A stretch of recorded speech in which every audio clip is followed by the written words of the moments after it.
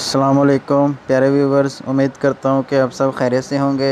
آج میں آپ کو ایک بہت ہی مزیدار کہانی سنانے لگا ہوں جس کا نام ہے آمنہ اور نیلی مچھلی۔ اسلام آباد کے ایک خوبصورت گاؤں کا واقعہ ہے۔ وہ گاؤں خوبصورت پہاڑوں سے گھرا ہوا تھا۔ یہ گاؤں بہت چھوٹا تھا اور اس میں لوگ بھی بہت کم رہتے تھے۔ اس گاؤں کے پاس میں ہی ایک بہت خوبصورت ندی تھی۔ اس ندی میں ایک نیلی مچھلی رہتی تھی۔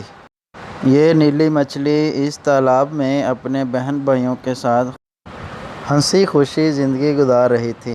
اس نیلی مچھلی کو گانے سننے کا بہت شوق تھا۔ آمنہ اپنے گاؤں تالاب کے پاس چلی جاتی اور وہ اس کو گانے سناتی اور ان کو دانہ ڈالتی۔ نیلی مچھلی اس کے گانے سننے کے لیے اس کے پاس آ جاتی۔ آمنہ نے جب نیلی مچھلی کو دیکھا، یہ نیلی مچھلی اسے بہت خوبصورت لگی۔ آمنہ جب بھی دانہ ڈالنے اس جھیل کے پاس آتی تو لازماً نیلی مچھلی کو دانہ ڈالتی۔ کچھ دنوں کے بعد گاؤں کے قریب ایک کارخانہ لگ گیا۔ کارخانے کا جو کچرا تھا وہ ساتھ ہی جھیل میں ڈال دیا جاتا۔ پھر ایک دن آمنہ جھیل کے پاس آئی۔ اس نے دیکھا کہ جھیل کا پانی گندا تھا اور اس گندے پانی کی وجہ سے کچھ مچھلیاں اس میں مری بھی ہوئی تھیں۔ آمنہ نے جب یہ عالم دیکھا تو اس کو بڑی پریشانی ہوئی۔ وہ پریشانی کے عالم میں فیکٹری کے مالک کے پاس چلی گئی اور اس کو کہنے لگی کہ آپ اپنی فیکٹری کا کچرا یا گندا پانی اس تالاب میں نہ ڈالیں، مگر اس کا مالک اس کی بات سنتے ہی اس پہ ہنسنے لگ گیا۔ پھر آمنہ پریشانی کے عالم میں اپنے گھر آئی اور اس نے سوچا اب اس کے لیے کچھ کرنا پڑے گا۔ اس نے ایک ترکیب لگائی اور اس نے فیکٹری کا گندا پانی بالٹی میں بھرا اور فیکٹری کے مالک کے پاس چلی گئی اور سارا گندا پانی اس فرش پہ گرا دیا۔ فرش گندا ہونے کی وجہ سے وہاں بدبو پھیل گئی۔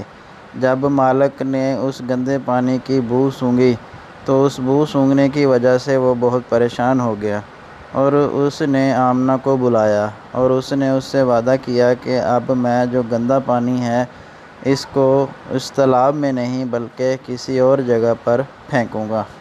اور آمنہ فیکٹری کے مالک کی یہ بات سن کر بہت خوش ہوئی اور پھر فیکٹری کا گندا پانی اس تالاب میں نہ ڈلنے کی وجہ سے آہستہ آہستہ اس تالاب کا پانی صاف ہونے لگ گیا اور اس میں جو بیمار مچھلیاں تھیں وہ صحت مند ہونے لگ گئیں۔ پھر آمنہ جب آتی تو دیکھتی ان کو دیکھ کے وہ بہت خوش ہوتی اور پھر اس طرح تمام مچھلیاں گندے پانی سے بچ گئیں۔ پیارے ویورز، امید کرتا ہوں کہ آپ کو یہ میری ویڈیو ضرور اچھی لگی ہوگی۔ اگر اچھی لگی ہے تو میرے چینل کو سبسکرائب کریں، میری ویڈیو کو لائک کریں، زیادہ سے زیادہ شیئر کریں۔ تب تک مجھے دیجیے اجازت۔ اللہ حافظ۔